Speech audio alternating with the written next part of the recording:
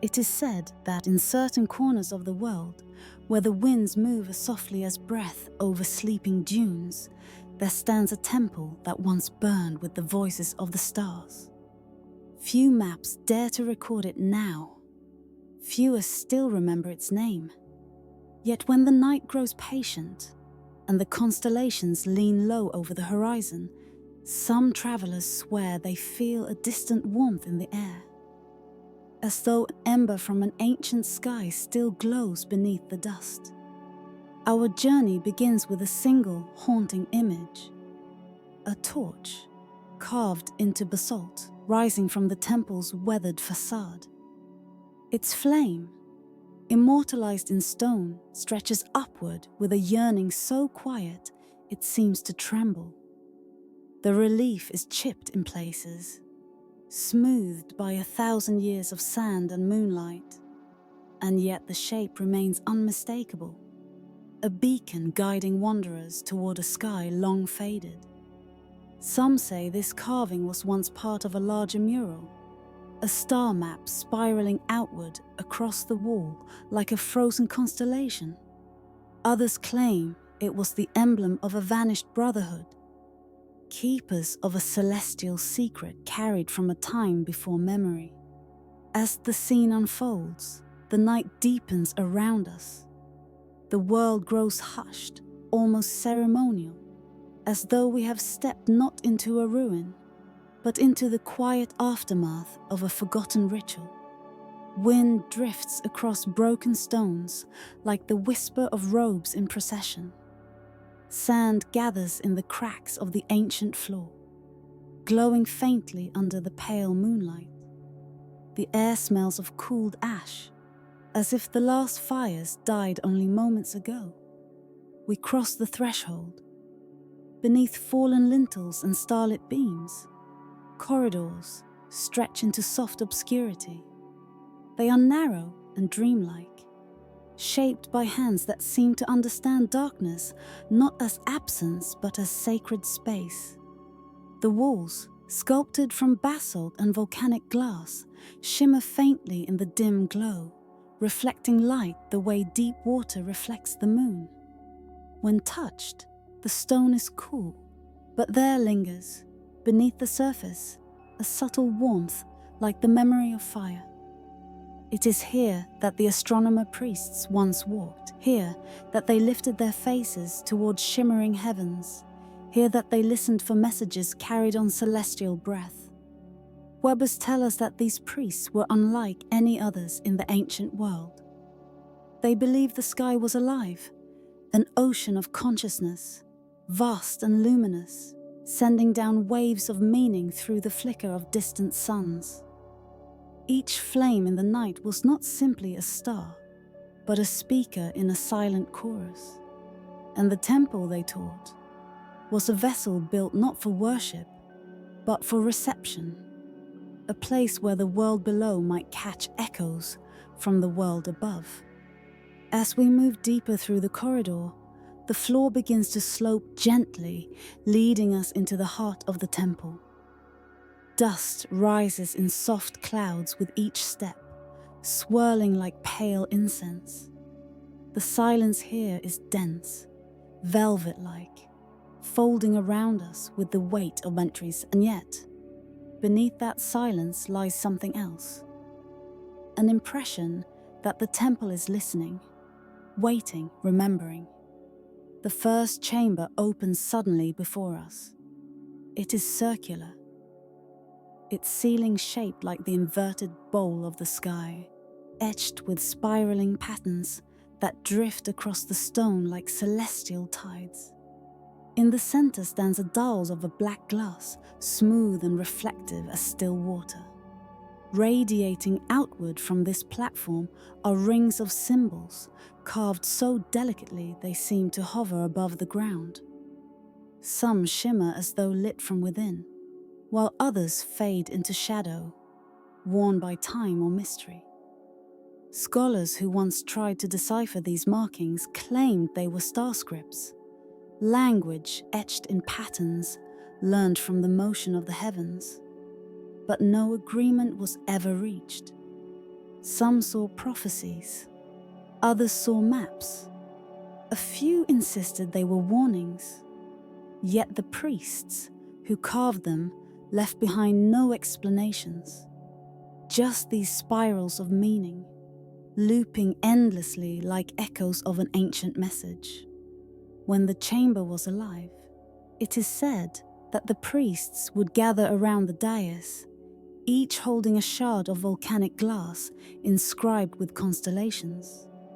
They would hold these shards to the flame of an eternal fire that once burned beneath the platform. The fire, legend says, was no ordinary blaze. It was a sacred flame sparked by a falling star, white hot, impossibly bright, and nourished by oils distilled only under rare alignments of the moon. The priests believed the fire allowed them to hear the voices of distant worlds. Imagine them now. Robed figures, faces illuminated by celestial light, eyes reflecting the distant shimmer of galaxies. Listening, waiting, interpreting patterns that flickered like breaths in the dark. But then, something changed. We pass into another corridor. This one is narrower, its walls closer, the darkness thicker. A long crack runs along the ceiling, dividing the stone like a scar. Sand spills through in soft trickles, settling into thin golden lines across the floor. Why was the temple abandoned? Why was the sacred fire extinguished? No tablet explains, no chronicle recalls. Some believe the flame simply died when the last priest succumbed to time. Others whisper of a celestial event, something the priests saw in the heavens that terrified them, or humbled them, or broke their faith in ways too profound to express. A few ancient stories claim the priests received a final message from the stars, a truth too heavy, too luminous, too devastating, a truth that made them lay down their instruments, extinguish their fires, and walk away into the desert night without a single word. Whatever the cause, the air here still holds the echo of that departure. It lingers like breath in abandoned rooms, like a question left unanswered. We reach the inner sanctum. It is small, almost disappointingly so, and yet it radiates a quiet gravity. Broken pillars frame an altar of fused stone, its surface smooth as obsidian. Here, the fire once burned brightest. The walls are marked with soot, blackened in delicate patterns, like smoke frozen in time. Above the altar, a single opening in the roof reveals a narrow view of the sky. Tonight, that sky is muted, clouded, pale, distant. But long ago, when the air was clear and the heavens aligned, a single star would shine directly through that opening, illuminating the altar with a beam of white fire. The priests believed this star was their origin, their guide, their silent teacher. They named it with a word now lost, a word that was said to sound like the low hum of a resonant bell. Records from neighboring cultures describe this star as impossible, too bright, too steady, too strange. Some thought it was not a star at all, but a visitor, a traveler of the sky who lingered for generations and then vanished without trace. When the star disappeared, so did the priests. We sit before the altar, letting the silence settle around us. A sense of stillness emerges, not empty, but peaceful, like the quiet between heartbeats. The dust shifts subtly in the breeze, forming faint spirals across the black stone. The air seems to thrum with slow, ancient memory. Perhaps the priests did not fear the final message. Perhaps they accepted it. Perhaps they knew their time was ending, that some knowledge belongs only to an age now dissolved into sand. Or perhaps the message was never meant for them at all. As the minutes pass, the temple reveals itself not as a ruin, but as a vessel waiting for meaning. Every cracked stone, every faded symbol, every cooled ember feels like a note in a long-forgotten song. A song written for listeners who never eyed, or for listeners who are only now, after centuries, ready to hear. We rise slowly and begin the path back through the corridors. Each step feels softer, lighter, as though the temple itself is releasing us, placing us gently back into the night. When we cross the threshold once more, the carved torch greets us, its stone flame stretching upward with quiet longing. Above it, the sky remains pale and muted, the constellations faint, the wind still. And yet, there is a strange sensation, subtle as a breath, that something ancient is watching, listening, waiting, not with urgency, but with the patience of stars, not with answers, but with invitation. For some voices, it is said, only echo when the world grows quiet, only speak when darkness is soft enough to hold their light, only return when memory fades into wonder, and wonder opens into silence. As we step away from the temple, the night folds in around us like a gentle shroud. The sand softens beneath our feet. The sky settles into a muted glow. And from behind us, from the depths of the ancient ruin, there comes not a sound, but a feeling, a whisper without words, a warmth without fire, a message carried on the breath of the sleeping world. Perhaps the stars have not finished speaking. Perhaps they never stopped. Perhaps we are only now beginning to hear.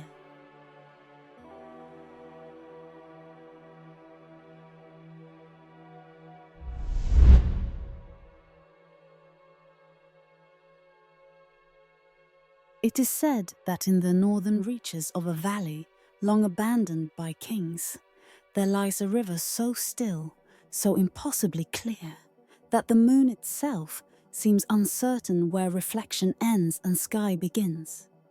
Travelers speak of it in hushed voices, as if the mere act of naming it might disturb its slumber.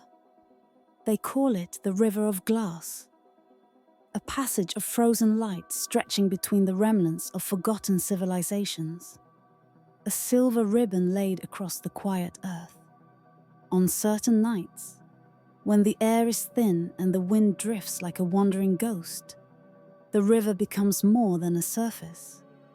Its depths open like a slow-breathing lung, revealing shapes that shimmer beneath the pale veneer of water. And if one kneels at the edge, if one listens with the patience of ancient mountains, one may sense, not see, the faint presence of chambers far below, carved into marble bleached by ages of silence. Whispers tell us that beneath this glass-like surface rests an impossible sanctuary, a library older than kings, older than kingdoms, older perhaps than memory itself. A library not built for the world of sunlight and shifting sand, but for something quieter, something sacred. It lies there, sealed beneath water cold as starlight, just beyond reach, waiting for a listener with the courage to hear what sleeps beneath the silence. Some believe the river froze itself around the chamber long before writing had learned its first breath. Others say the builders carved their sanctuary knowing it would one day be swallowed, trusting that truth must sometimes hide to survive. Whatever the origin, the river stands as both sentinel and shroud, a veil of clarity that reveals just enough to awaken wonder, yet withholds every answer behind its crystalline calm. And so our journey begins at its edge, under the diffused glow of a dusk unfolding like a forgotten prayer. Imagine, if you will, approaching the river at twilight. The sky is a muted blue, marked by the faint brushstrokes of evening, and the air carries the scent of stone cooled by the falling sun. A hush settles across the earth, as though the world knows you have come, seeking something that does not wish to be disturbed. The river greets you not with motion, but with stillness. Its surface is smooth as polished quartz, untouched by ripples or drifting leaves. Light rests upon it without sinking, lingering as though studying its own reflection. Everything around it feels suspended. The trees, the soft dunes, even the breath you take. Time stretches, thins, softens, and beneath that perfect surface, shadows move like silent memories. They do not shift or rise but exist, embedded in the glassy depths like insects caught in amber. You see the suggestion of arches, of marble softened into pale curves, of corridors that ripple like dreams beneath the weight of water. It is as though the river holds a city within its chest, a world sunken not by disaster but by design. Some say that if one listens closely, they will hear the soft crackle of lamp flames that never truly died. Others swear that on moonlit nights, the river hums, a faint vibration, a whisper of stories pressing against the barrier between worlds. But even now, in this moment, you feel it. There is something beneath you, something waiting. It is said the library was carved from marble, born of the earth's first breath, polished until it reflected the pulse of the stars. Its halls were designed for voices that no longer speak. Its scrolls, sealed in translucent shells that glimmer like frozen dew. Each shell, according to the old tales, contains a parable whispered from a kingdom that has vanished from all record. Stories preserved not in ink, but in silence.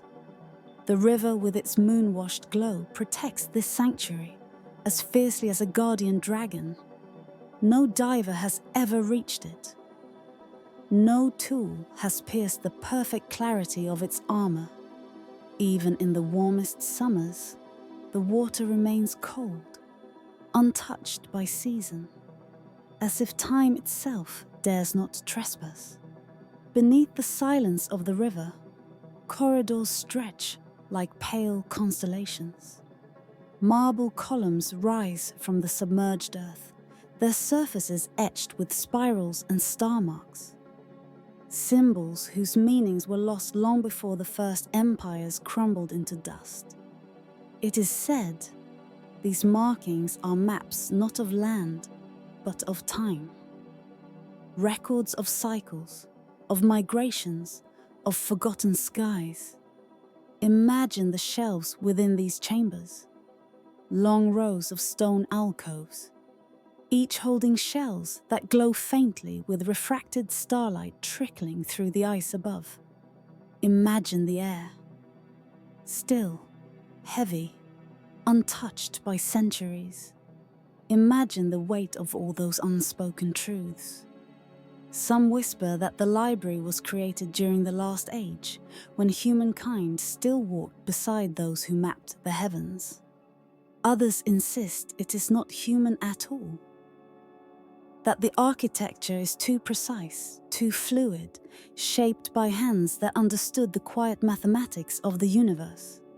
There are even those who claim the chamber is alive, that it responds to the presence of thought, shifting gently like a sleeping giant, turning beneath a blanket of light. Whatever its nature, the library holds a single profound contradiction.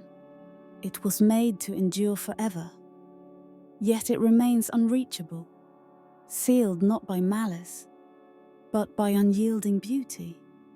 Perhaps that is the point. Perhaps some knowledge survives only when it is kept from the hands that would reshape it. Perhaps the river's glassy veil was always meant to be a boundary, a reminder that truth, like light, bends when viewed through water and memory. And still, as you stand at the river's edge, you cannot help but wonder, who built this sanctuary beneath the shimmering cold? What truths did they fear would be lost to the restless turning of ages? What voices whispered through those submerged halls before silence claimed them? These questions drift through your thoughts like soft currents under moonlight, each one dissolving before it can fully form. The river hears them. You feel that. It does not answer, but its silence presses against you with an ancient tenderness, as if urging you to listen deeper, not with ears, but with presence. For beneath the surface, beneath the hush, beneath the quiet breath of the valley, knowledge sleeps, and it waits patiently for the gentle thaw of understanding. Night settles slowly, slipping over the land like a soft cloak. The stars emerge, muted but watchful, their pale glow refracted through the glassy river in trembling ribbons of silver. The world, your world, grows quieter still. Even the air seems to hold its breath. You sit at the edge of the river, your reflection merging with the shadows below. The library is no clearer now, yet it feels closer, as if something behind the water's quiet gate recognizes your presence, acknowledges your wonder. Perhaps it was never meant to be found.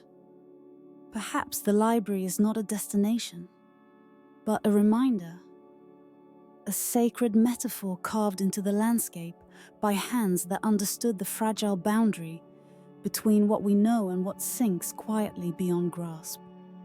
In forgotten corners of the earth, knowledge often hides not in books or monuments, but in places where silence gathers and time folds gently into itself. The river of glass is one such place, a mirror not only of sky but of the depths within us. The chambers we bury, the truths we seal away, the memories waiting beneath our own surface for the warmth of recognition. As the night deepens, the only movement is the slow drift of starlight across the water. You feel your thoughts quiet, your breath soften, your heartbeat align with the ancient rhythm of the valley. The river does not speak, yet its presence fills you with a deep, still certainty. Some voices only echo when we are ready to listen. You rise, slowly, reverently, and take one last look at the shimmering expanse. Beneath the silence, beneath the frostlit calm, something sleeps. Not lost, not forgotten, merely waiting. And as you turn away, the river holds your reflection for a moment longer, as if keeping a final memory of the encounter, a reminder that somewhere, far below the surface of your own life, a library rests in perfect stillness, its stories sealed in crystal, its truths patient as dawn. The wind exhales, the stars dim, and the river of glass slips once more into its ancient dreaming quiet.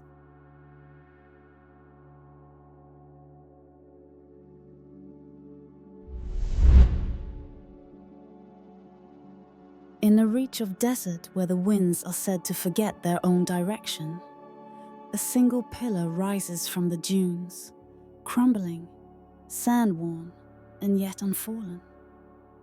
Its surface carries the faint engraving of a lone figure, a cartographer whose name has been dissolved by centuries of drifting grains.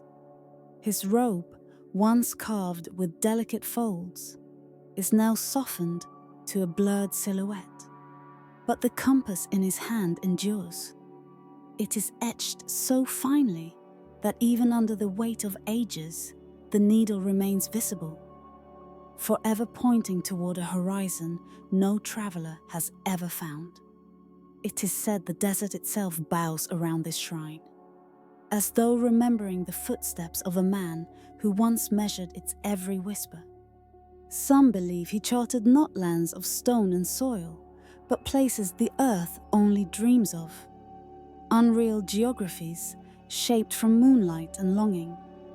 Others claim he listened to the sky instead of the ground, tracing invisible rivers between constellations. But beneath the silence of the dunes, no answer rises. Only the dry breath of wind, sifting around the pillar like a veil, pulled gently through time. The shrine feels less like a monument and more like an exhalation, a sigh carved into permanence. Even from afar, the place has an aura of quiet devotion. The sand around it settles in spirals, as though guided by unseen hands. The sun hangs low, diffusing its light through thin veils of suspended dust, giving the entire scene the muted glow of a fading memory. And if one stands long enough before the pillar, the compass seems almost to tremble, as though yearning to reveal its secret. Beneath the silence, something ancient stirs. We step forward, each footfall sinking into warm dunes that shift and settle like languid waves. The desert stretches in all directions, a great ocean of shimmering gold, the horizon blurred by the heat's gentle trembling. Yet here, at the base of the pillar, the sand feels cooler, as though touched by a shadow not born of sun or cloud. Whispers tell us that this shrine marks the beginning of a forgotten journey, the first threshold of a mapmaker who charted realms no mortal eyes ever confirmed. Legend speaks of scrolls light as moth wings, each bearing lines that glowed faintly under starlight. They described cities etched in moonbeams, their streets woven in patterns meant to be walked in silence. Rivers that shimmered like threads of song, mountains rising not from earth, but from the collective dreams of wandering souls. Some say he walked these places in deep meditation, seeing landscapes behind his closed eyelids. Others insist he followed a compass, gifted by the night sky itself, its needle tugged by celestial winds rather than earthly ones. But every story agrees on one truth. The mapmaker moved with reverence, tracing worlds that existed somewhere between breath and belief. As we circle the pillar, fragments of cracked stone reveal phantom lines, remnants of a great map once engraved across its surface. Time has worn the design into near oblivion, yet a faint geometry lingers. It is like looking at the ghost of an idea, familiar enough to stir recognition, but too incomplete to grasp. Perhaps this was his intention. Perhaps his maps were never meant to be followed in the waking world. The wind softens as we move deeper into the shrine's quiet. Around the base of the pillar lie scattered shards, small pieces of ancient tablets etched with symbols that seem both precise and dream-bound. Spirals, constellations, river shapes that bleed into star patterns, land masses traced like the delicate folds of a sleeping creature. One fragment holds the likeness of a gateway framed by dunes, an arch so tall it nearly vanishes from the stone's edge. Above it floats a sigil, a simple circle marked by the moon. Another shard contains the faint suggestion of a coastline, yet the waves seem drawn in the shape of breath, as though the ocean itself were exhaling. We gather these pieces with our eyes, letting them assemble in the imagination, forming a world both strange and achingly familiar. A world that feels less like a distant place and more like a memory we once carried, long before we learned to name the boundaries of waking life. Where memory fades, the mapmaker's lines linger. The sun drifts lower, casting long shadows that stretch like fingers across the sand. In that gentle dusk, the pillar seems to pulse with the warmth of something almost alive. A presence, quiet, patient, unhurried, settles around us. It is not the spirit of a man, but the lingering devotion of a mind that once dared to chart wonder itself. And so the story deepens. Far from this shrine, the tales continue like mirages carried on the breath of wanderers. They say the mapmaker walked the edges of dream worlds, guided by a compass that did not point toward north, but toward truth. When he found a place where silence held a shape, where ruins emerged not from stonework, but from the echo of forgotten footsteps, he recorded it carefully, reverently. He believed that knowing a place was an act of listening, not conquering. In ancient jungles, where temples lay swallowed by roots, he traced the faint gleam of starlight filtering through broken ceilings. In mountain monasteries, he followed the hum of monks chanting to the wind. In drowned cities where only the tallest spires breached the waves, he charted the movement of fish gliding like silver memories through halls once filled with prayer. And in deserts such as this one, he listened to the deep, shifting breath of dunes that have watched civilizations rise and vanish like sparks. Some believe he was searching for a single realm, the birthplace of all maps, the point where reality folds into possibility. Others claim he sought only to preserve what the world forgot, gathering its ancient whispers before they dissolved into dust. But beneath the quiet glow of day's last light, another truth emerges. Perhaps the mapmaker knew that maps are never final.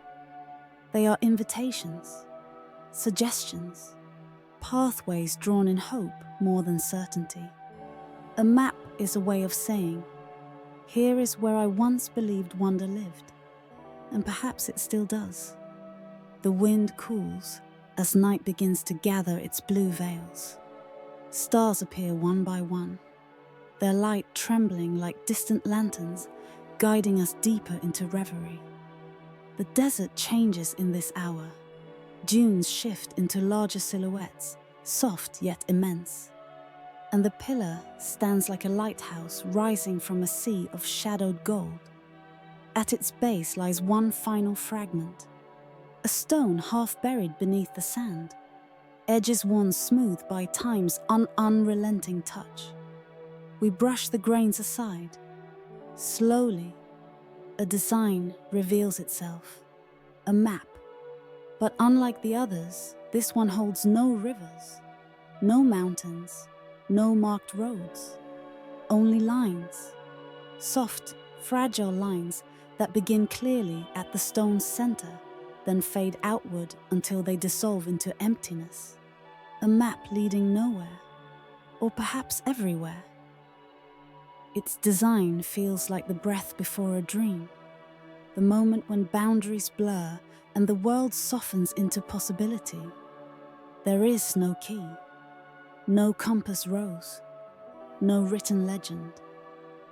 Only the invitation to wander without answers.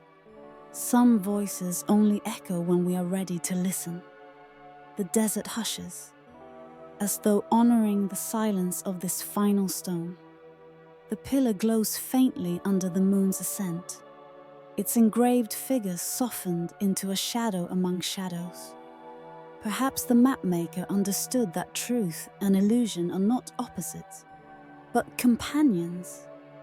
That wonder grows not from certainty, but from the gentle space between. And so we stand in silence. The dunes stretch endlessly. The pillar keeps its vigil. The compass needle continues pointing toward an unseen horizon, unwavering, undemanding. Around us, the desert exhales, Perhaps it was never meant to be found. Perhaps the shrine's purpose is simply this moment, the quiet comfort of mystery unfolding like a breath carried across endless sands. The wind gathers softly, lifting a thin veil of dust that dances around the pillar before drifting away into the night. Its whisper feels like a blessing, a farewell, a promise. And as darkness deepens, the shrine settles back into its timeless watch, holding its stories gently, as though cradling them for whoever next dares to listen.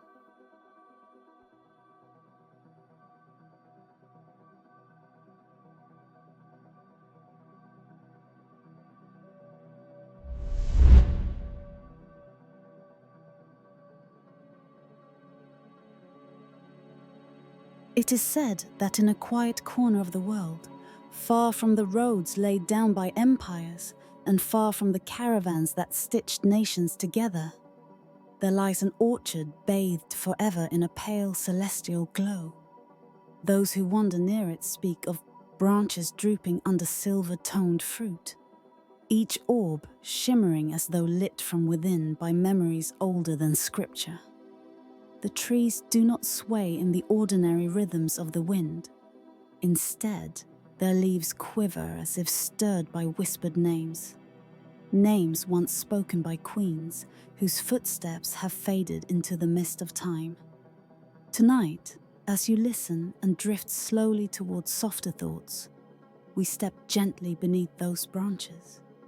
The air is cool and tinged with something ancient.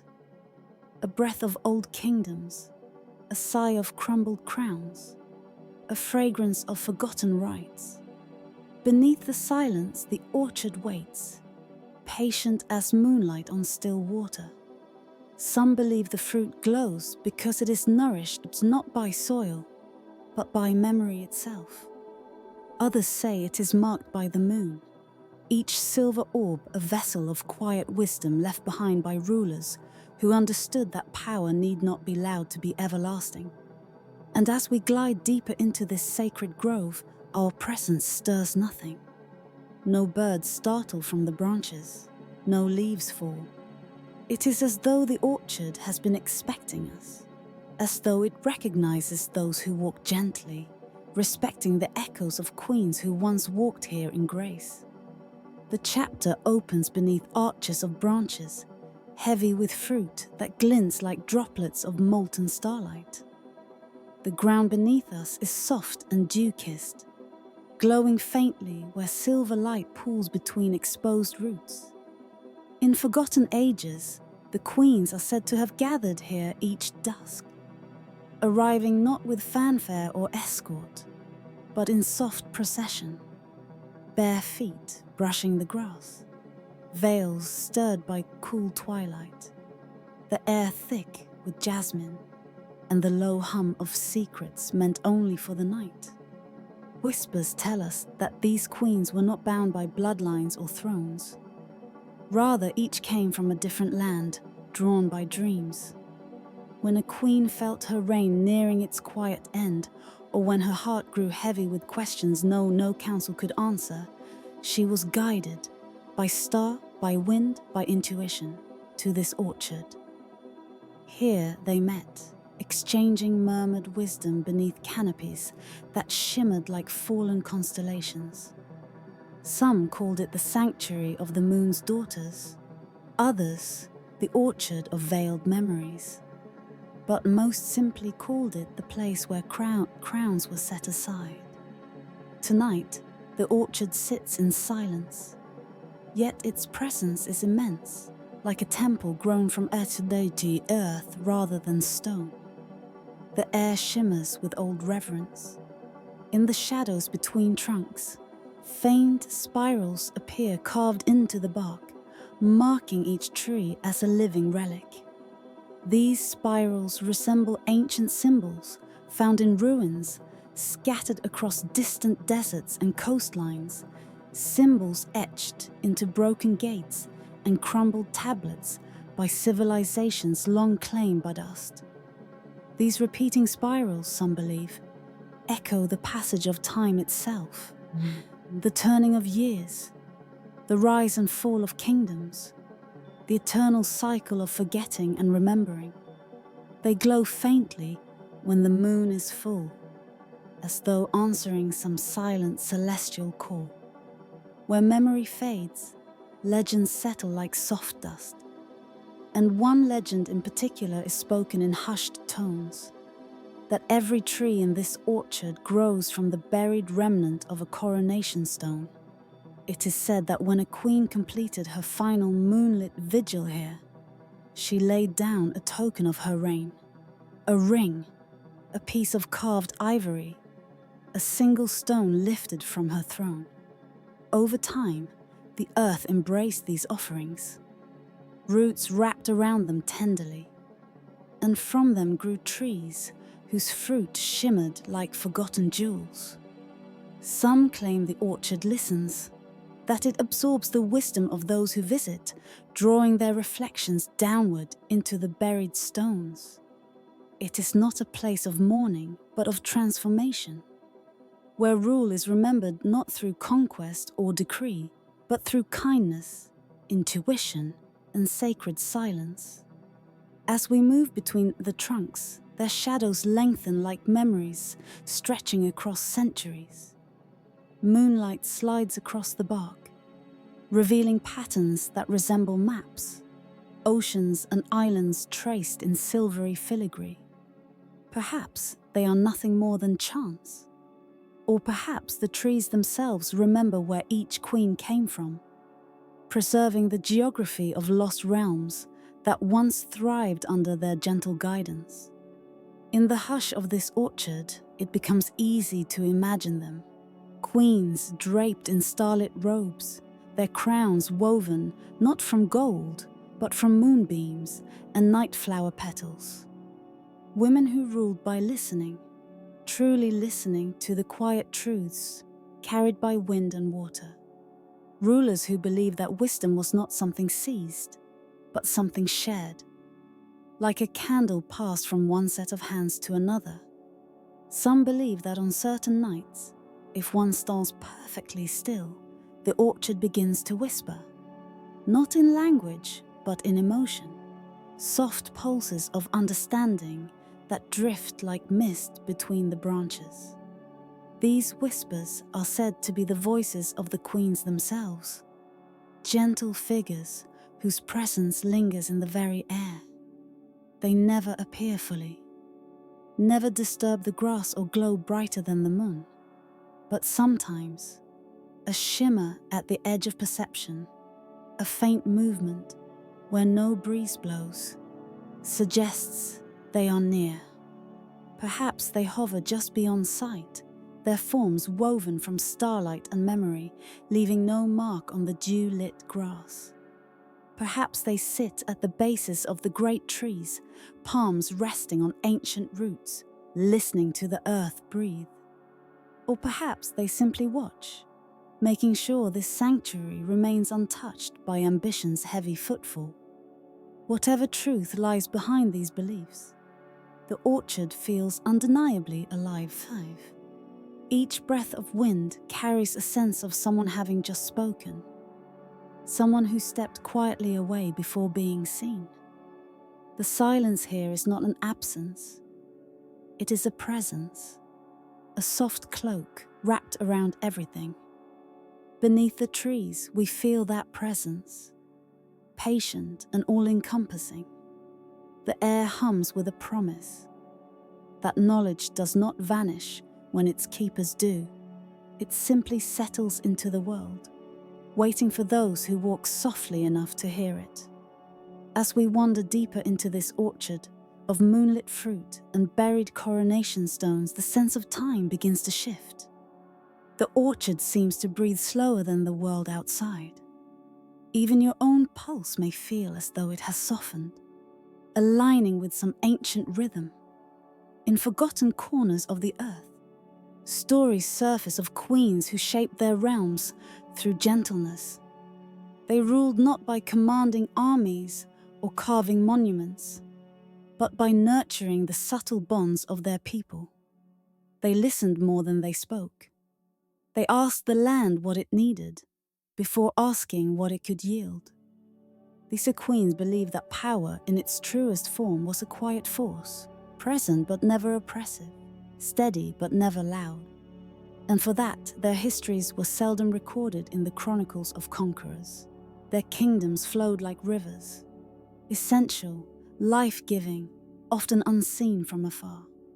Here in the orchard, their absence feels strange.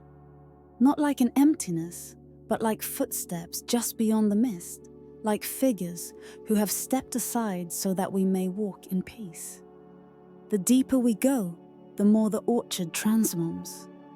What begins as a grove of glowing fruit becomes something more like a sanctuary, an open sky temple formed of branches instead of columns. Silvery light drips through the canopy like sacred water, collecting in soft pools upon the earth. The trunks appear taller, older, shaped by centuries of quiet replenishment. Moss takes on the hue of faded copper. Bark shimmers with dawn-like blues. And through it all, the fruit glows softly, each orb pulsing as though breathing in time with the heartbeat of the night. Some say the queens left these fruits behind as gifts for future generations, each one containing a single memory crystallized into sweetness. Others believe the fruit holds no memory at all, that its glow exists simply to remind us that beauty need not explain itself. As our steps slow and the orchard deepens into an even softer stillness, we approach its heart. Here, the branches arch overhead in a circle, forming something like a natural crown, woven from moonbeams, leaves, and the quiet breath of the earth. No queens gather here now. No voices murmur, and yet the ground feels warm, as though touched by many footsteps long ago. Beneath a central tree, whose fruit glows brightest of all, lies a patch of earth untouched by shadow. It seems illuminated from within, as though the soil itself remembers. We pause here, letting the silence settle around us like a gentle veil. It is said that in this sacred place, the queens would sit together, sharing their hardest truths. They spoke of decisions that weighed on the heart, of choices made not for glory, but for peace. They offered one another the kind of counsel that is exchanged not with authority, but with compassion. Perhaps some of that tenderness remains. Perhaps the orchard still carries echoes of those soft conversations, those moonlit counsels where wisdom was passed like a candle flame from one queen to another. Some voices, after all, only echo when we are ready to listen. And so we listen to the quiet, to the soft hum beneath the roots, to the faint shimmer of fruit that glows without casting shadow. For in the end, only the fruit remains, a luminous symbol of the wisdom preserved, even after the queens themselves have faded into legend. Each orb hangs like a small moon, carrying a gentle ache of memory. When we step back into the world beyond this grove, we carry with us the impression of something old and tender. The feeling of brushing our fingers against the echo of a crown woven from night itself. Perhaps the orchard was never meant to be found. Perhaps it reveals itself only to those moving slowly enough, softly enough, to hear what lies beneath the silence. And as the last image fades, as the quiet deepens and night draws nearer, the orchard remains behind us, glowing, eternal, waiting once more beneath the moonlit sky.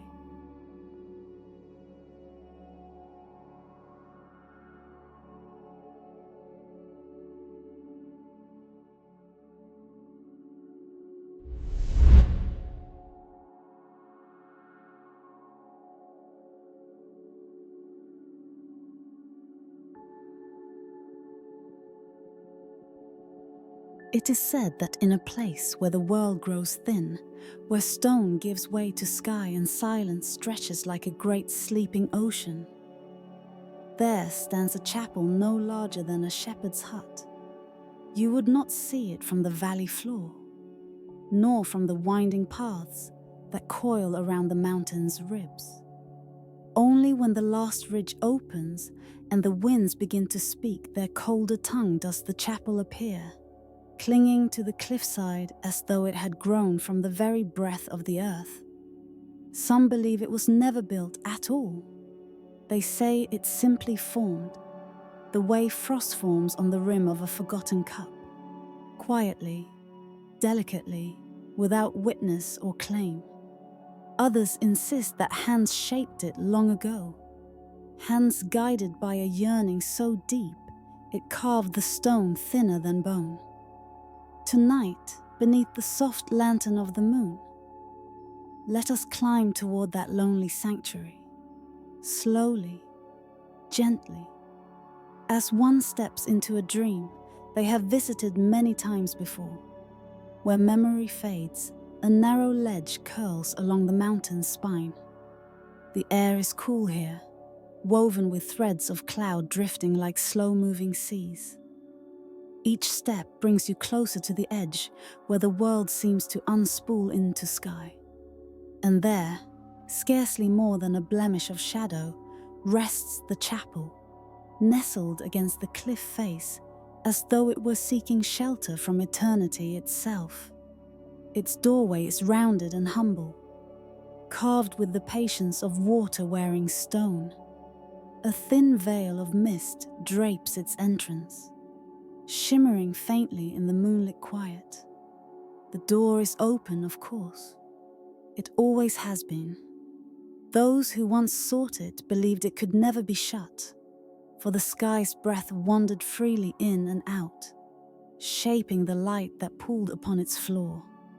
Whispers tell us that the first travelers to climb this height were guided not by maps, but by longing. They followed the flight of nocturnal birds, the shift of constellations, the subtle pull of a place that called to them without word or a shape. And when they reached the chapel, they found the winds waiting. Winds that had circled the earth, gathered forgotten voices, and returned to this high threshold to rest.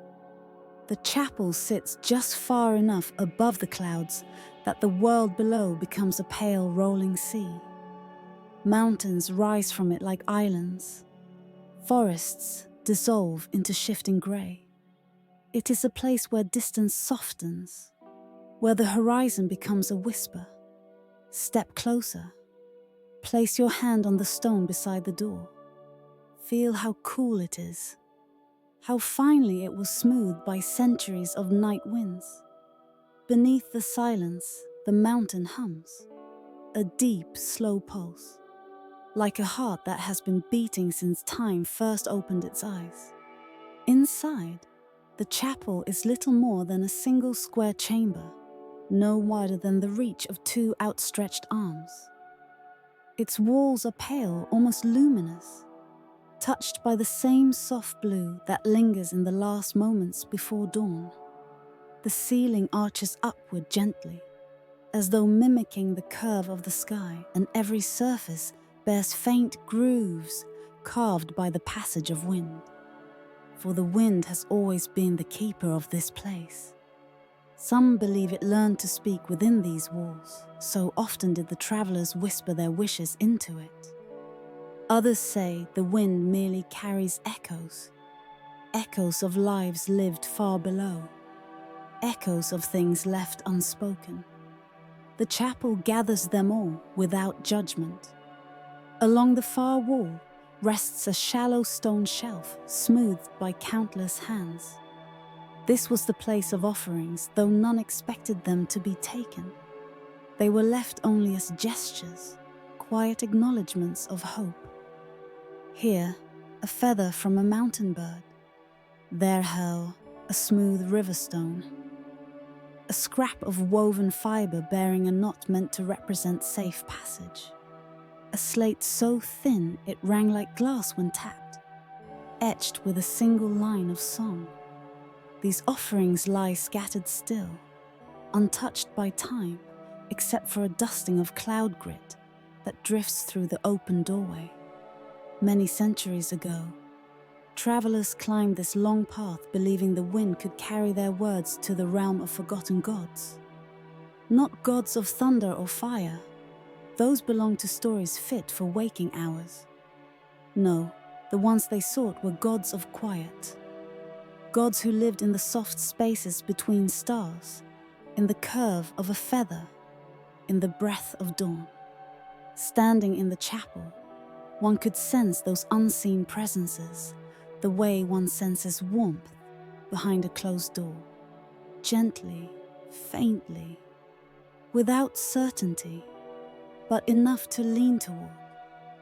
Some believed the sky itself listened, that its great blue silence was not emptiness, but an ear, an endless ear, waiting to receive all that hearts dared not speak aloud. Imagine them, those ancient pilgrims, their figures blurred by moonlight as they climbed the final stretch of the cliff. They came from far valleys, distant coasts, places where rivers threaded through golden fields, or where waves crashed endlessly against dark shorelines. What bound them together was not faith in a particular deity, but the quiet certainty that their words needed somewhere to go, somewhere the earth would not echo them back. Here, in this chapel carved at the edge of the sky, their whispers did not return a sound.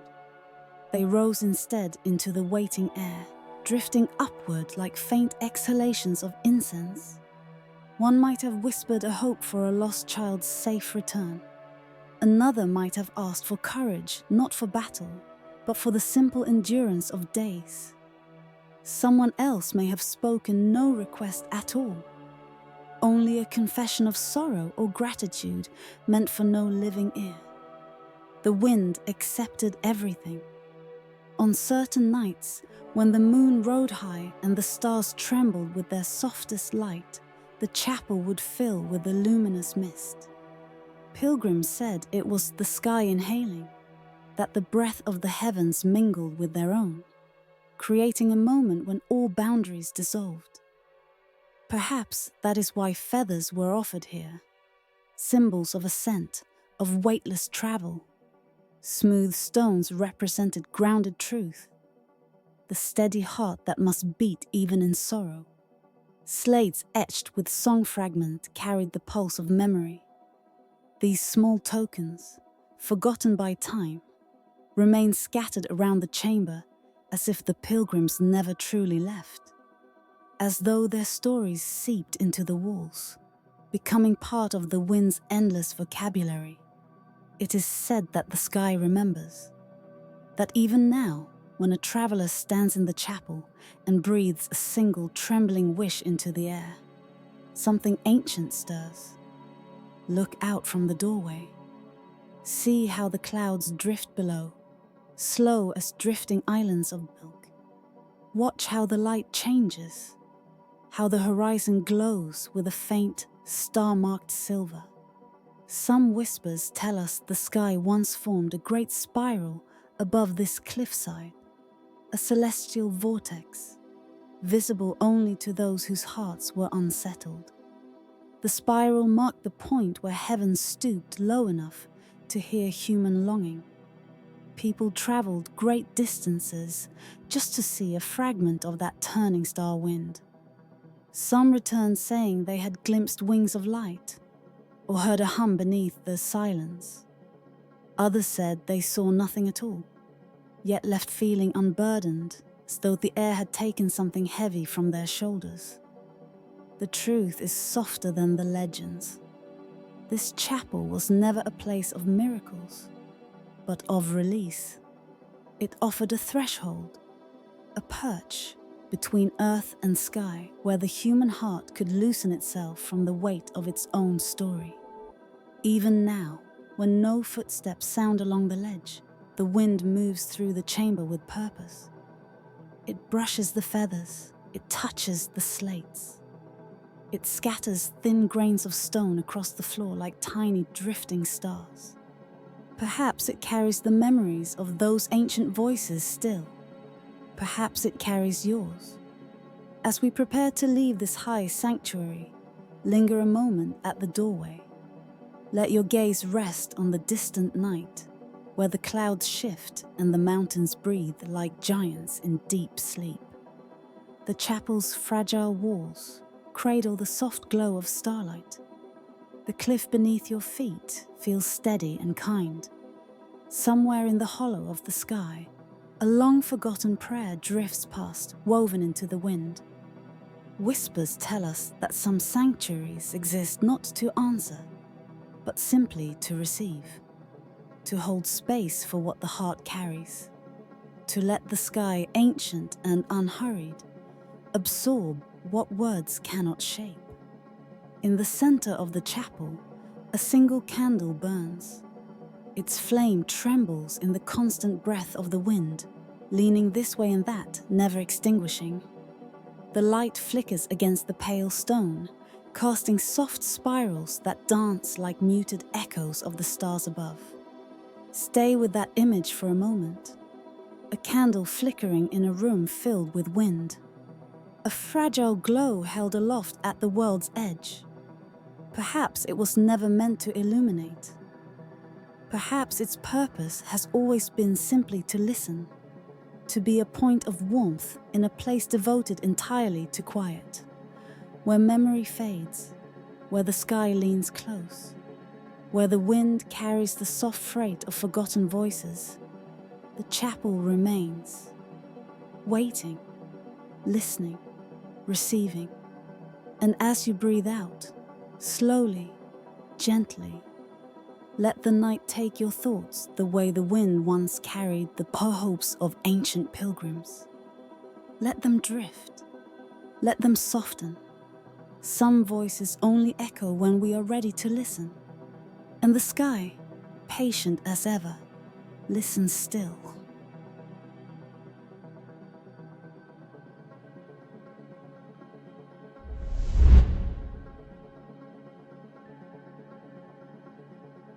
It is said that in the far reaches of a forgotten mountain range, where the winds move like drifting chants between the peaks, there lies a single doorway carved into the stone.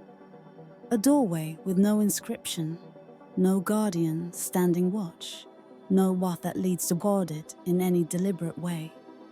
It simply exists, as though the mountain itself once lifted a hand and traced an opening upon its own body. At dusk, when the sky carries the bruised blue of fading light, the doorway seems to shimmer faintly, as though the stone were remembering a long-lost moon. The desert winds bring with them a soft chorus of dust against the rock. And to those who stand at the entrance, listening, it feels as though the mountain is breathing. A slow exhalation, patient and ancient. Whispers tell us that this is the threshold of the whispering cavern, a place where echoes do not merely return. They shift, fold, and bend themselves into shapes of memory. Some believe the cavern is older than the mountain itself, that the stone beneath the surface was shaped not by time or water, but by sound. Sound carried from the first breaths of the earth. And so, the story begins, not with a figure or a name, but with a feeling. That just beyond the darkened threshold, something waits. Not to be discovered, but to be remembered. Imagine now that we step closer, lantern light trembling gently in our hands. Its small halo reflects off stone that glimmers like damp moonlight, catching the shapes of star-marked flecks buried deep in the rock. The air that drifts outward is cool, almost oceanic, carrying the faint scent of stone newly broken open. Beneath the silence, the doorway hums with a resonance so soft it might be mistaken for the beating of one's own heart. Some claim that long before travelers found this place, long before the mountain even carried a name, a solitary figure lived within, the gatekeeper. Not a warden or a guardian in the sense we understand, but something far gentler. One who listened to the cavern, who understood the language of echo and breath. One who, marked by the moon, could guide those who dared to enter and hear what the earth wished to reveal. But the gatekeeper's story is not written anywhere. There are no scrolls, no carvings, no records of their existence. Only the lingering sense, the way one feels a presence after a candle has been blown out. That someone once stood here, waiting patiently for those in search of truth. And so we step inward. The cavern accepts us without ceremony. The air wraps around us like a cool veil, and each footstep carries a soft echo that rises and fades like a sigh between the chambers. As the lantern moves forward, the walls begin to reveal their stories. They glisten slightly as though brushed by centuries of unseen water. Soft ripples of silver dust trace spirals and crescents, symbols whose meanings have dissolved into time. And yet, they do not feel lost. They feel deliberate, as though they are waiting for someone who knows how to listen. It is said that these markings were never meant to instruct. They were invitations, openings into memories older than written history, shapes that do not tell but stir, images meant not for the mind, but for the quiet space behind the heartbeat. As we move deeper, the cavern widens into a chamber where the walls curve like the inside of an ocean shell. Here, the echoes shift. They soften, swirling around us, as though carried by unseen currents. Some travelers once claimed that in this room the cavern spoke, not in words or voices, but in a resonance that vibrated through the bones. A reminder of something they had forgotten long before they were born. The gatekeeper, legends say, would bring seekers here, not to show them answers, but to let them inhabit questions. For in this cavern, answers dissolve like mist, while questions root themselves in silence and begin to bloom. Further along the passageway, the walls carry faint glimmers of what appear to be ancient symbols glowing beneath the surface. They pulse softly, not with light, but with memory. Their shapes are familiar and strange at once. Spirals, broken crescents, star-buried sigils that shift subtly as the lantern moves. Some believe these symbols are fragments of celestial maps, reflections of constellations long vanished from the night sky. Others say they are tidal marks, remnants of an age when oceans covered mountains and the whole world echoed with the pulse of water. But the cavern does not explain. It simply offers itself, like a book whose pages are all blank, yet deeply written upon the moment you close your eyes. And so we continue. The floor slopes downward, guiding us into a deeper chamber where the ceiling disappears into an ocean of darkness. Here, even the lantern seems reluctant to shine too brightly, as though aware that too much light would disturb something sacred. A faint breeze moves across the floor, cold, steady, and impossibly old. It brushes the dust into tiny spirals that dance like living sigils. It is here that seekers would reportedly pause, waiting for the gatekeeper to speak. But the gatekeeper never offered words. Instead, they would sit in silence, breathing with the cavern, until the seeker understood that the cavern itself was teaching them how to listen. Whispers tell us that what travelers heard in this darkness wasn't the mountain, but themselves. their own memories reflected back as gentle echoes, altered, softened, carried through the stone as though purified by the earth's deep patience. Yet when those seekers returned to the world beyond the doorway, they could never describe what they had heard. Not because it was forbidden, but because language was too narrow a vessel to hold the depth of what the cavern conveyed. Some truths, the mountain seems to say, cannot be spoken, only felt and carried. Eventually, the cavern begins to rise again, the path guiding us toward a faint shimmer of daylight ahead and head.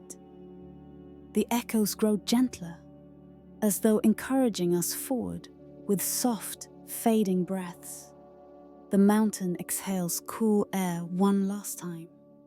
We return to the entrance where twilight now rests upon the stone like a thin veil. The world outside feels different than when we entered. Softer, more spacious, as though it has been emptied of noise. Standing here, listening to the distant winds move between the peaks, we sense the echoes lingering behind us. They do not cling or call us back. They simply rest within the stone, waiting for the next traveler to carry a small lantern into the dark. And as we face the open world once more, something subtle happens.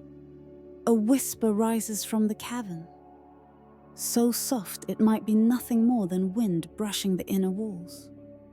Or it might be the earth remembering itself. Perhaps it is a memory rising like a tide from deep within the stone. Or perhaps it is merely the echo of our own heartbeat, carried back through shadowed passages and returned to us in a gentler form. In forgotten corners of the earth, where mountains guard their secrets behind silent doors, truths do not reveal themselves with certainty. They arrive as murmurs, as breaths of ancient air, as shapes carved into walls that glow only when we stop to notice. And so, the chapter of the gatekeeper ends, not with clarity, but with invitation. For no one truly knows whether the gatekeeper ever existed, or whether the cavern itself was the true guide all along. Some believe the gatekeeper was a spirit, a guardian made of memory rather than flesh. Others say the gatekeeper still lingers within the chambers, listening, waiting for those who come with questions too heavy for the waking world. But perhaps the truth is simpler. Perhaps the gate was never meant to be found easily. Perhaps the whispers were never meant to be spoken aloud. Perhaps some voices only echo when we are ready to listen. In the quiet moments between knowing and being. As dusk settles fully, we step away from the threshold. The lantern's glow fades behind us, and the mountain, calm and patient, returns to silence. Behind the doorway, darkness gathers once more, not as a threat, but as a sanctuary. A cradle for stories too ancient, too gentle, too sacred for daylight. Perhaps it was never meant to be otherwise. Perhaps the cavern will whisper its secrets only in the language of echoes, only to those who venture inward with softened breath and open heart. And as sleep approaches, we carry with us a final lingering thought. That somewhere, in a mountain carved by memory, a single doorway waits, not to be entered, but to be listened to.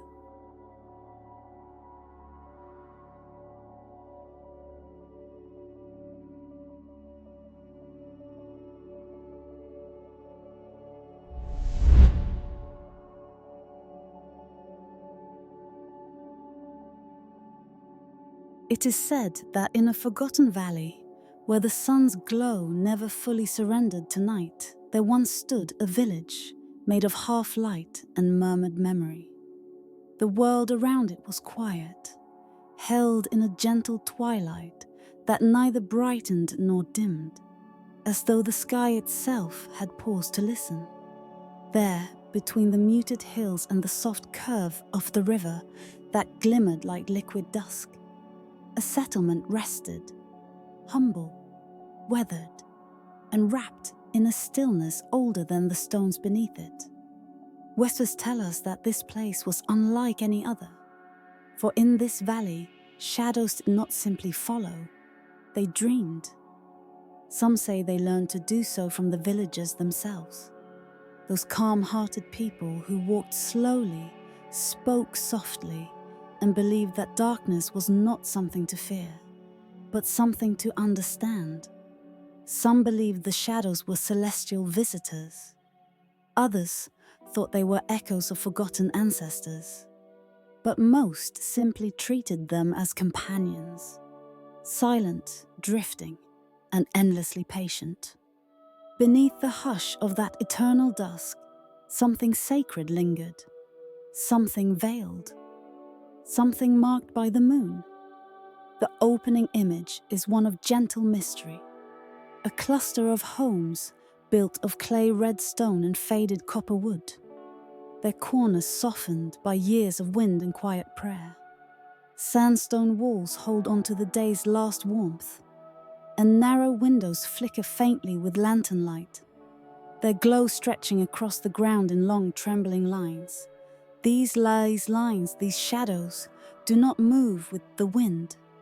They sway instead with a rhythm all their own.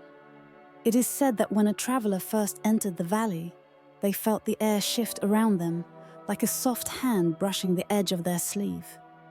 The twilight deepened then, not into darkness, but into something more textured, more alive. The village revealed itself slowly, as though waking from its own contemplative dream.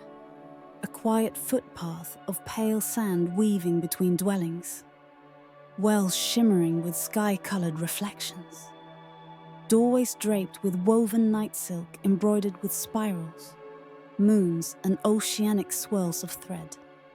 The shadows stretched long across the earth, moving with the same slow grace as the breath of the villagers who once lived here.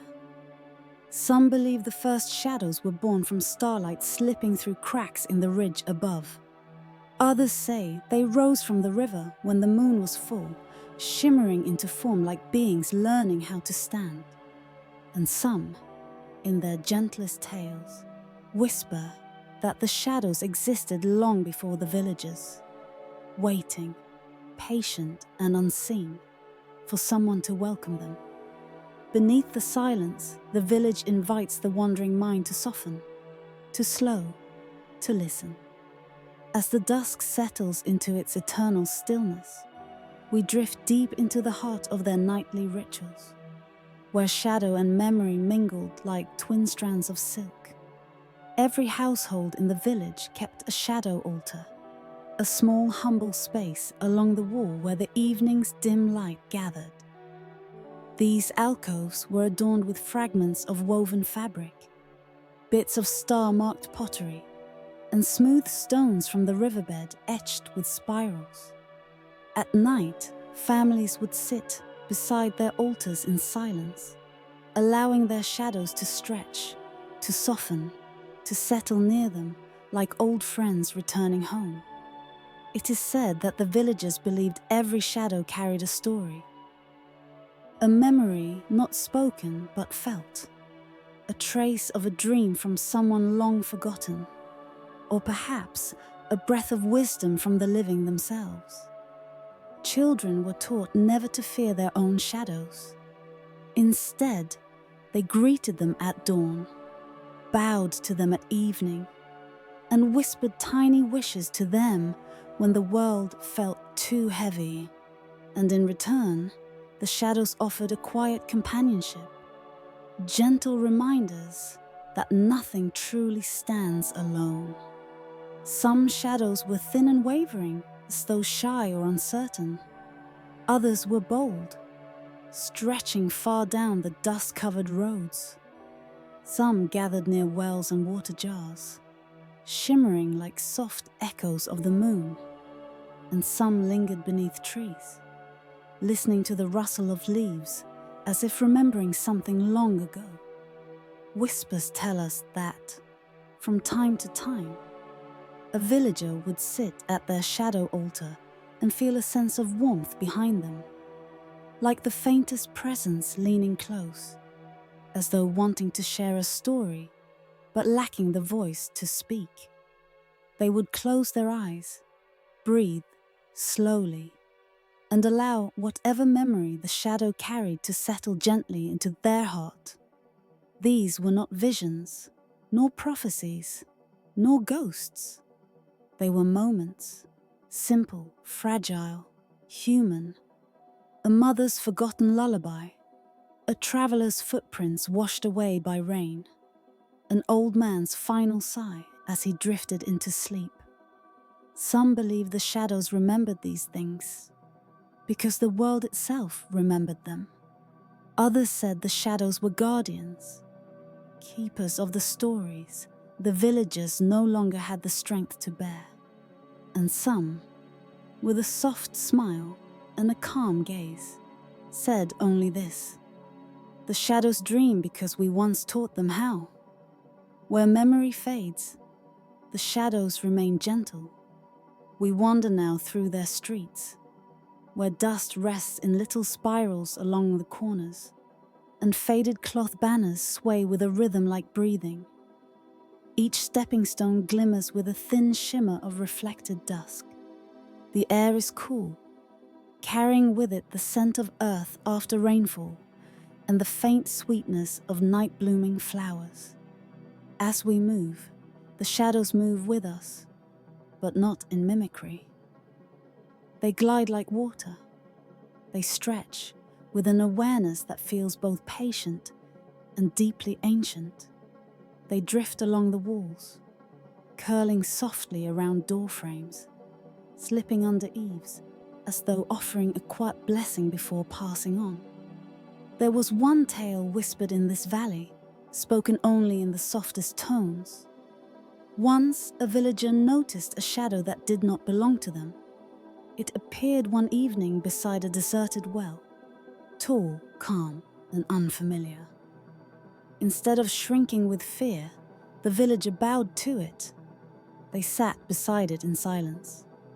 And as the twilight deepened, the shadow trembled faintly, as though remembering how to breathe. Stories like this were never told to frighten. They were shared to remind that not all wanderers leave footprints, and not all companions need faces. Some shadows seemed older than the village itself. Some seemed newly formed, delicate as a first dream. Each carried a sense of belonging, as if the valley had cradled them for centuries. And when the villagers walked home at night, the shadows walked with them, unhurried, serene, almost protective. There were evenings when the entire village seemed to pause. No footsteps on the paths, no voices rising from the courtyards, only the hush of twilight settling like a soft blanket over stone. On such nights, the villagers gathered in their homes, some alone, some in small, quiet groups, and sat before their shadow altars. They would place a single candle on a smooth stone. The flame would flicker, casting a curve of light that stretched outward, and the shadow would rise with it, slow and graceful. Some whispered wishes, some whispered apologies, some whispered nothing at all, and the shadows listened. This ritual was not meant to summon or bind. It was meant to honor, to acknowledge that the world is full of unseen companions, that memory is a temple of gentle echoes, and that the dark, when treated with respect, opens like a flower. Whispers tell us that the villagers often fell asleep during these ceremonies, sitting upright against the wall, their shadows wrapped around them like cloaks of soft night. And in their dreams, they wandered through valleys of starlit paths and quiet seas of silver sand. guided by shapes that shimmered with familiar warmth. Perhaps the shadows dreamed alongside them, or perhaps the dreams belonged to the shadows themselves. As all stories do, this one drifts now towards stillness. The valley, untouched by time, remains suspended beneath its eternal dusk. The homes are empty, the banners have frayed, the wells reflect only sky and silence. And yet, something moves gently across the old pathways. The shadows are still here. They linger, patient as ever, drifting through open thresholds, curling around empty hearths, stretching across the sand in long, unbroken lines. They carry no fear. They bring no warning. They offer only the soft presence of memory, unseen but not unfelt. Beneath the hush of the valley, one might sense a faint, almost dreamlike awareness, a quiet question the shadows hum without sound. Do you remember us?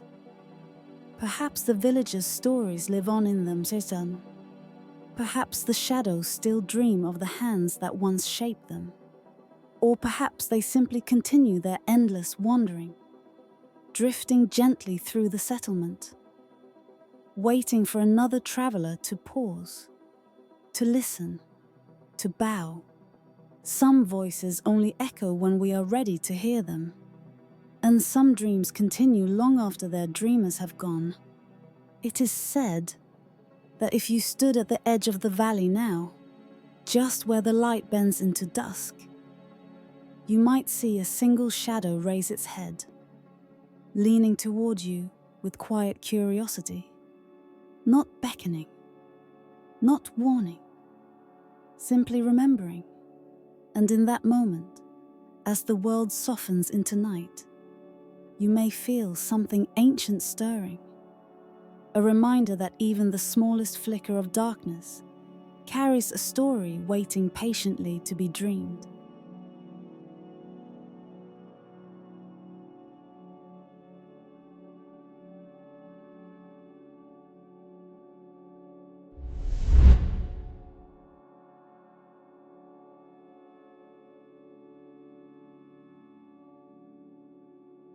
It begins, as many quiet wonders do, with a glimmer.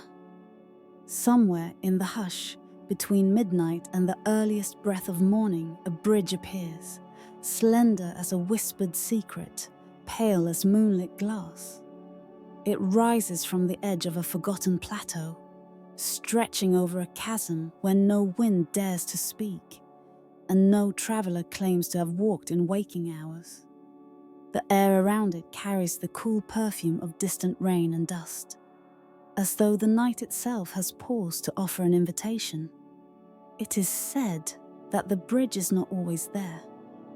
Whispers tell us that it shimmers into existence only when the sky arranges its stars in a pattern older than any kingdom's memory, an astral chord plucked softly across the dark, resonating with an age when wanderers still trusted the heavens to guide them. Beneath the silence, the bridge glows with a muted celestial pulse. Its surface is translucent, like frozen starlight, and beneath its sheen, thin rivers of silver drift as though alive, currents of memory, some believe, or perhaps the faint reflections of worlds that once breathed beneath these same skies. Tonight, you stand at its beginning. The abyss below is hidden under folds of midnight mist, moving in slow spirals that carry no sound. The chasm has no known bottom. Those who have peered over its edge speak of a darkness that does not feel empty but full of echoes, of forgotten footsteps, of the soft sighs of civilizations left behind in the long drift of time. Yet the bridge stands unbroken. It stretches confidently into the unknown, unwavering, marked by a scattered dusting of star-shaped symbols etched into its rails. Some are crisp and sharp, glowing faintly. Others are worn, as though brushed by centuries of wandering hands. And so the journey begins, not with a step, but with a state of mind, a readiness to listen, to remember, to drift. Your first step lands gently. The bridge barely responds. A soft hum, a sigh like warm breath released into cold air. The starlight along its edges flickers, then steadies, guiding you forward. It feels less like crossing and more like floating, as if each footfall dissolves a little of the weight you carry. Long ago, it is said, this bridge led to a city whose true name was whispered only in ceremonies beneath a moon cresting in silver. A city built not of stone alone, but of intention. An oasis for thinkers, dreamers, wanderers, those who sought meaning in the quiet hours before dawn. Where memory fades, an old chronicle murmurs, there the city begins. As you walk, the mist below shifts, unveiling flashes of vague shapes. Towers that may once have stood proud and tall, arches carved with spirals. Fragments of a harbor swallowed by the ocean of time. It is unclear whether the mist reveals the past or only reflects your imagination, shaped silently by yearning. Some claim the city was real, a sanctuary of scholars who charted the movements of stars across polished obsidian maps. Others speak of it as a place that existed between waking and dreams, appearing only to those who carried unanswered questions or hearts softened by evening's solitude. The truth may rest somewhere in the middle, drifting like a feather too light for certainty. The rail beside you begins to glow more brightly. You run your fingers along its surface, feeling faint indentations, small symbols carved by unknown hands. They resemble constellations, but not the ones we know today. These stars curve around each other, forming spirals that widen and contract like breaths. Some believe these were messages left by travelers who crossed before you. Others think they are remnants of the city's own language, a script that mirrored the sky, each sign a memory of something sacred. As you trace one of the symbols, the mist below breaks open for a moment, revealing a vast plaza, circular, sunken. Its stone tile cracked but still arranged in perfect symmetry. At its center stands a tall column wrapped in what looks like bronze bands green with age, each band marked by the same spiraling glyphs. The vision fades slowly, as if submerged back into deep water. The bridge carries you forward. Its soft glow grows warmer, tinged with pale gold, as if approaching something alive with memory. You notice now that every few steps, the rail shows a new scene etched into its glassy surface. They appear as faint reliefs, barely visible until the starlight touches them. A circle of figures gazing upward at an eclipse. A map floating above a pool of water. A gate framed by swirling dust. A lantern burning with oceanic blue fire. A great hall filled with scrolls, their edges frayed by centuries of thought. Some panels are cracked, their stories lost.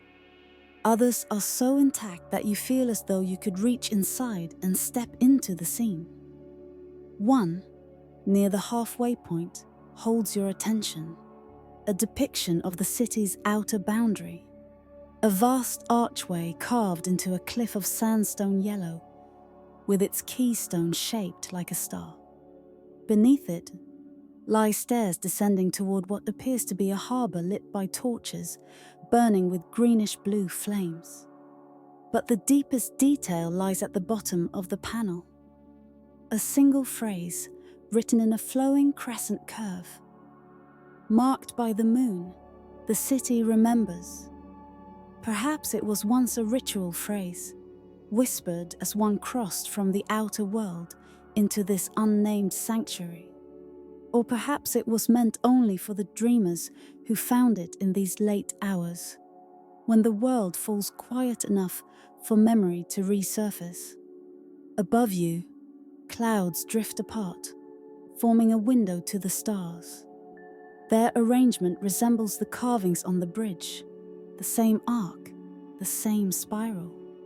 It is as though the sky itself is reading its own reflection. You walk on, guided by a rhythm that feels older than footsteps. Halfway across, the night grows softer. The starlight dims, not in warning, but as though giving space for something more delicate to rise. Perhaps this bridge was never only a path to a physical place. Perhaps it was built for the wanderers of inner landscapes, for those who find themselves standing between what was and what might be.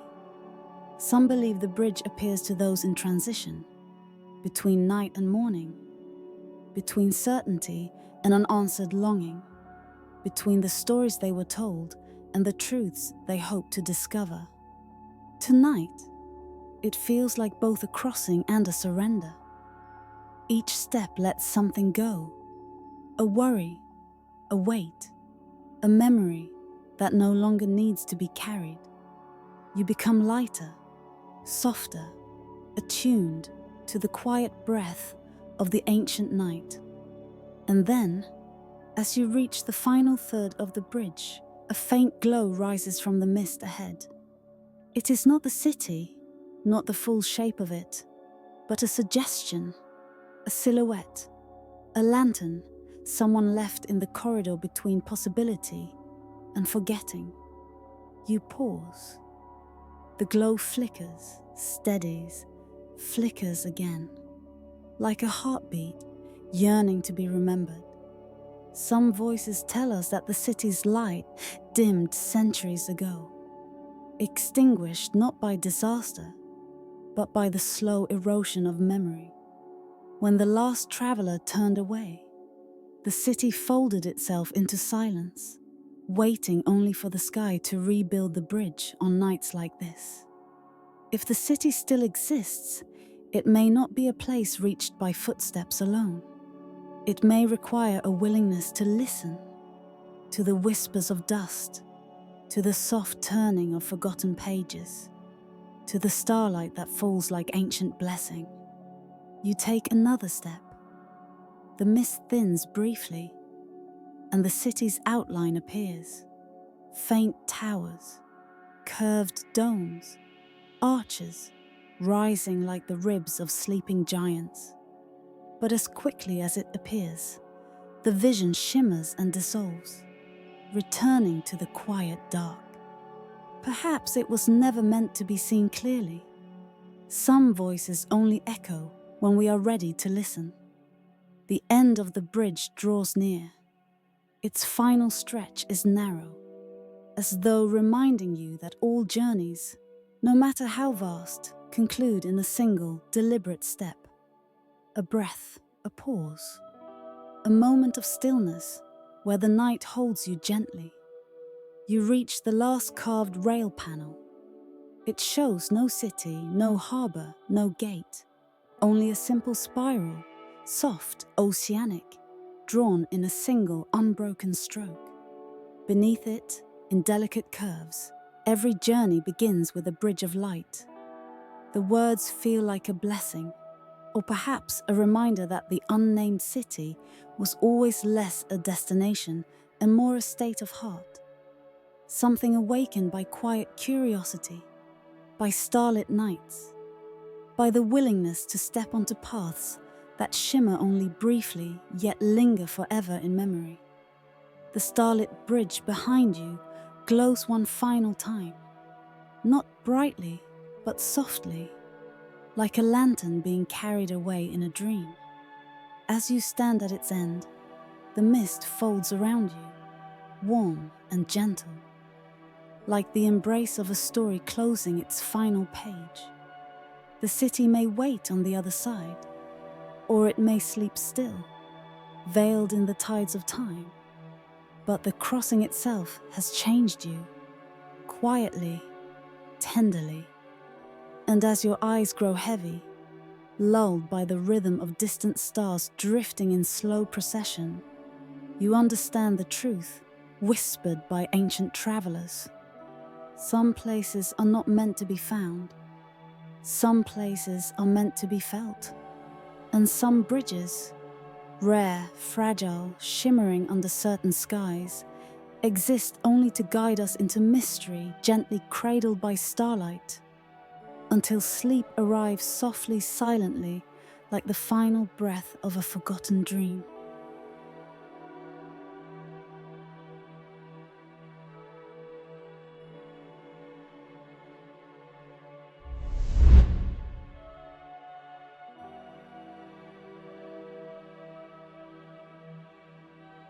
It is said that somewhere beyond the dunes, where daylight burns the earth pale, there stands a weathered gate made of stone and moon-dusted iron.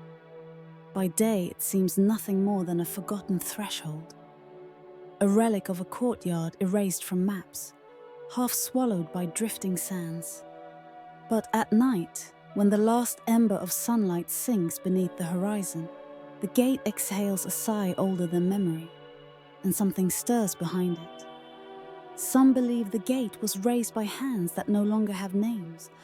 Others claim it appeared on its own, born from the meeting of wind, earth, and longing. But all whispers agree on one truth. This is not a place meant to be entered in haste. For if you press your palm to its ancient frame, if you allow the night to gather around your shoulders like a shawl, you may feel the slow rhythmic heartbeat pulsing through the stone. And if you listen, truly listen, you may hear what lies beyond, the soft rustle of petals waking from slumber, the sigh of a world that blooms only when cloaked in darkness. Beyond this gate rests a garden that does not belong to the day. It waits for the moon. And tonight, beneath a sky marked by wandering stars, the gate stands ajar, an invitation, a promise, a hush falling across the earth, as though the world itself is holding its breath. You step forward. Beneath the silence, the courtyard unfolds like a secret kept for generations. It is neither grand nor small, but held together by the kind of deliberate care that suggests devotion rather than decoration. Old stone paths loop through beds of shadowed foliage. Pools of still water mirror the night sky, their surfaces trembling only when a breeze passes by, carrying scents that seem half real. Whispers tell us that in forgotten eras, this place was tended by caretakers whose robes were the color of midnight clay. They moved without lanterns, guided only by moonlight and memory. To them, each bloom held weight, each petal was a vessel, each fragrance a story waiting to surface. And here, under the quiet watch of the moon, the first flower unfurls. It is a slow, delicate motion, as though the blossom is stretching after centuries of sleep. Its petals glow with an inner whisper of silver, trembling as though remembering something long withheld. A scent rises from it, gentle and cool like the first breath after a sorrow has passed. It is said these blooms do not reveal colors in the way the day demands. Instead, they show hues that are felt rather than seen. Soft blues that taste like old rain, muted purples shaped like distant echoes, and pale gold that flickers like forgotten laughter. Some petals shimmer faintly, as if touched by memories that never quite belonged to the world we know. You step deeper into the garden, and more flowers awaken. A cluster of narrow blossoms releases a fragrance that fills the air with warmth, something like the memory of an embrace. Their petals open in spirals, each curl suggesting a story of reunion, of voices calling to one another across lost centuries. As you inhale, your chest warms, as if remembering something your own life has never lived. Nearby, another flower unfurls with a sound so soft, it might be the sigh of a dream. Its petals are thin as whispers, tinted with a sorrow that feels ancient, oceanic. When its scent reaches you, it brings with it the weight of a distant farewell, the kind found in old letters, or the final footsteps on a fading shoreline. And yet, even in its sadness, the bloom holds beauty, a reminder that emotions too can be relics worth preserving. The caretakers, it is said, believe that each flower was born from an emotion left unresolved in the world, a moment too fragile to remain in the open, too sacred to vanish entirely. So the earth gathered these moments, and the garden gave them shape. In one corner, a vine climbs a cracked pillar. Its blossoms open in pairs, their light intertwining like two voices braided into one. They release a faint echo, the memory of laughter shared by those long gone. Perhaps lovers parted by time, perhaps friends separated by wandering paths. Their glow pulses gently, like distant lanterns on a river at dusk.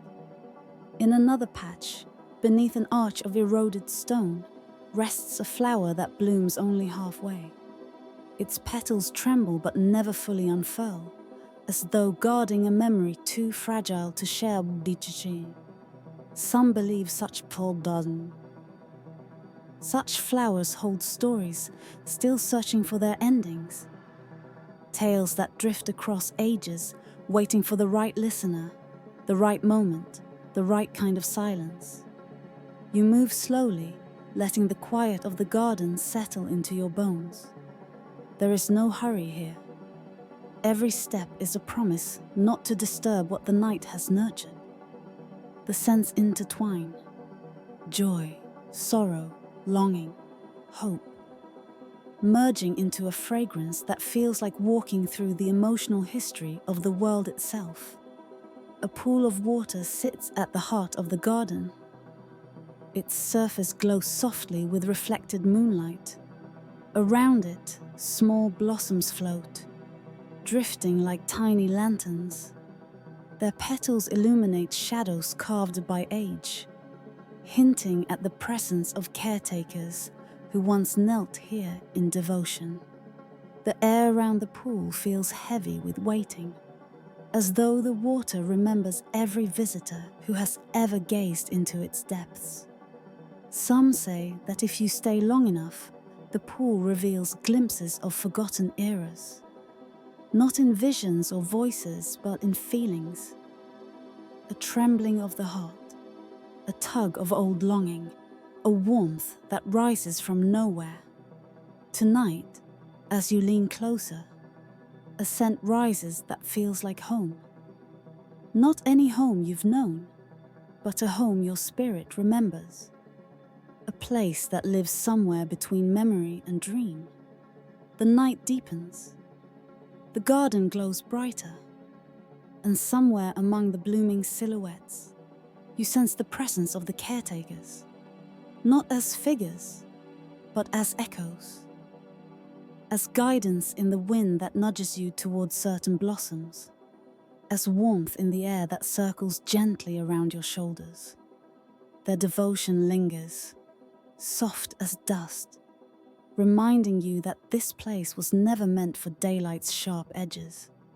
Here, in the moonlit garden, truth is allowed to soften. Here, stories are permitted to breathe. Here, the world remembers itself. As the hours pass, the moon begins its slow descent toward the horizon. The garden senses the change. Petals tremble, as though reluctant to let go of their brief moment of radiance. One by one, the blossoms fold inward. Their light dims, their fragrances retreat, their stories settle back into the shadows. It happens gently, not as an ending, but as a retreat into safekeeping, a promise that tonight's truths are not lost, merely tucked away until the world is quiet enough to hear them again. A cool breeze passes through the courtyard, carrying with it the final notes of scent. You breathe deeply, trying to hold on to the warmth, the sorrow, the wonder. But like all things born of night, the sensations begin to fade, dissolving into something softer than memory. The gate behind you waits, patient as ever. And as the last blossom folds into stillness, you feel the garden's parting whispers settle around you like a shawl. Perhaps it was never meant to be found in daylight. Perhaps some stories can bloom only in the spaces between heartbeats. Perhaps some truths open to us only when we are quiet enough, gentle enough, willing enough to feel them. You step back toward the gate. The courtyard dims, the moon lowers, and all that remains is a lingering hint of fragrance. A soft reminder, delicate as dust, that the world holds secrets which bloom only after midnight, and that some voices only echo when we are ready to listen.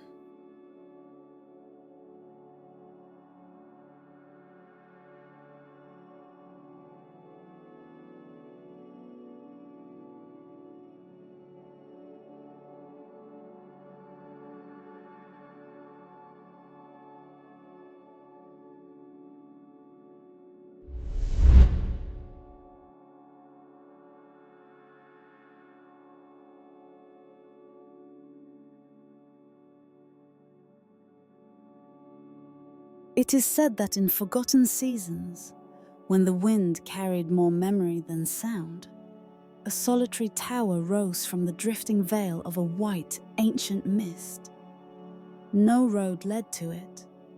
No map named it. It stood as though the earth beneath had dreamed it into being.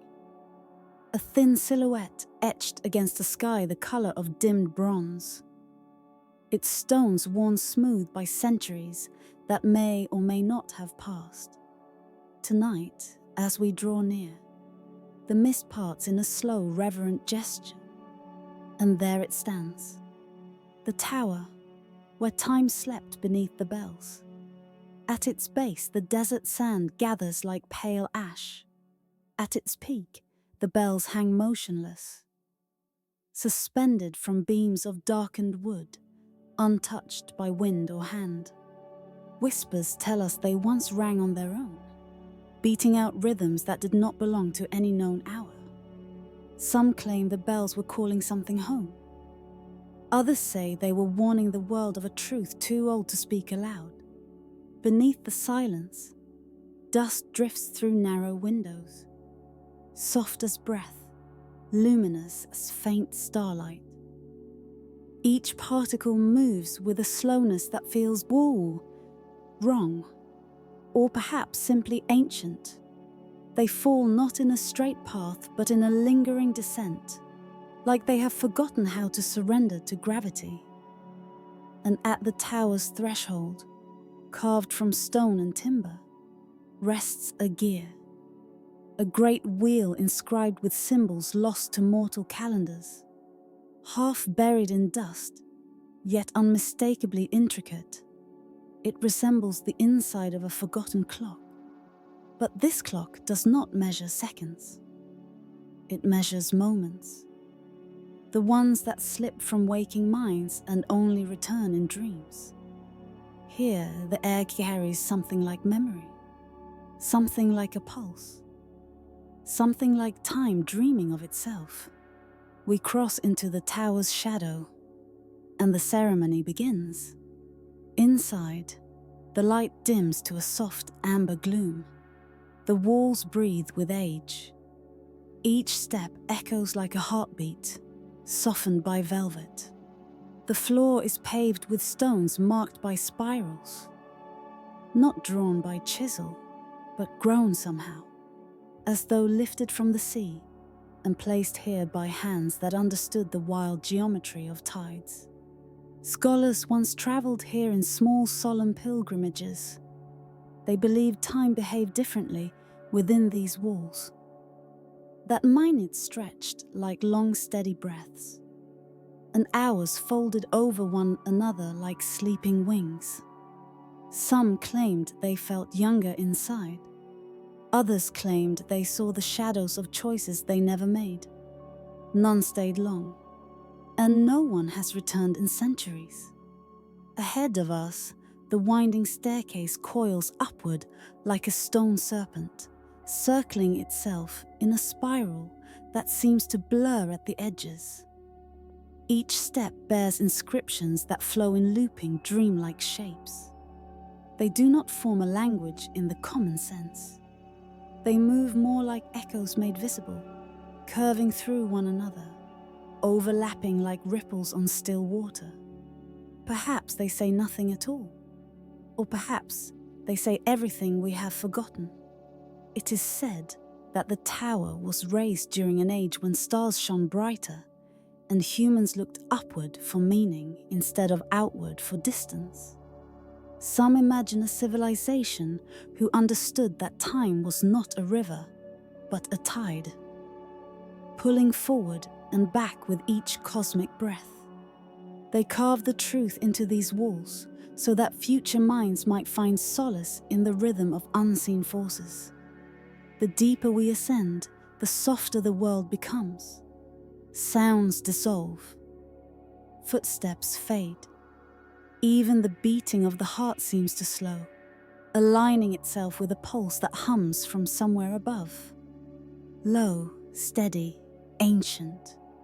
Halfway up, we pass a chamber open to the mist outside. An unfinished mural covers the far wall. It depicts a circle divided into 12 wandering paths, each one bending into another, forming a pattern that cannot be followed with waking logic. In the center stands a tower. This tower, surrounded by swirling lines that might represent years or dreams or the vast spiral of memory itself. At the mural's base is a small engraving. Where memory fades, let silence remain. A torch rests nearby, extinguished so long ago that the wood has turned the color of old parchment. And yet the air here still carries the faint smell of smoke, as though someone, somewhere, tried to read the mural not so long ago. We climb again. The staircase narrows, its stone smoothed down by countless footsteps, though no visitor has been recorded in living memory. The walls draw closer. The mist outside seeps through the windows in thin silver streaks. It glows faintly, pulsing with a rhythm that calls to mind the slow swing of a pendulum. And as we rise higher, something within us settles. The pace of thought stretches. The rush of the day dissolves. Moments become wider, like doorways opening into distant rooms. Near the tower's summit, the air grows still. So still it feels sacred. The spiral inscriptions taper off into faint lines, then vanish entirely, as though even the ancient masons feared to speak through symbols in this higher place. A final passage leads us into the bell chamber. The bells, great bronze shapes marked by star-like etchings, rest suspended in perfect silence. Dust has gathered on their rims in a soft, even layer. Their ropes have long since frayed away, leaving only threads that drift gently in the faint breeze moving through the open archways. The chamber is circular, open to the fading sky. Mist pours in around us like soft breath. The floor is carved with another spiral, larger, more intricate, winding from the outer edge toward the center where a single stone pillar rises. On the pillar lies a bowl filled with water so still, so impossibly undisturbed that it reflects the bells with perfect clarity. And in that reflection, time seems not to move at all. Some believe the bells once rang at the turning of cosmic ages, that when empires rose, when oceans shifted, when stars died or were born, the bells answered. Not with sound, but with a resonance that passed through stone, through breath, through memory.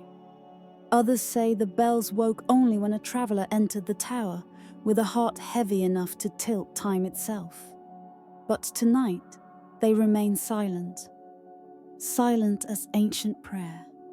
Silent as a forgotten truth sealed beneath layers of dreaming. We stand in the center of the chamber, breathing slowly, matching the rhythm of something old, something deep, something sleeping beneath the tower's stones. The world feels distant here, softer at the edges. The wind moves in long drawn-out sighs. The clouds gather in slow procession. And perhaps, in this stillness, we understand why the bells have chosen silence. Some voices only echo when we are ready to listen. We descend the staircase in measured steps. The inscriptions shimmer faintly beside us, dimming as though returning to their dreams. The dust through the windows falls in its languid drift, suspended in a rhythm only the tower knows. Outside, the mist deepens. We look back once, a final glance at the silhouette of the tower rising from the veil of cloud, its peak disappearing into pale twilight. For a moment, it seems to breathe. For a moment, it feels as though its ancient pulse aligns with ours. Slow, steady, and unknowable. Then the mist folds over it, drawing a curtain across its shape. The tower fades into white silence. Time resumes its quiet drift. Perhaps the tower was never meant to be found. Perhaps it exists only for those who seek it without knowing why. Perhaps it sleeps now, waiting for another age, another breath, another wandering soul. But tonight, as we walk away, we carry its stillness with us. A soft echo of bells that never rang, a spiral carved into memory, a whisper that lingers. Beneath the silence, time dreams, and in that dream, we drift towards sleep.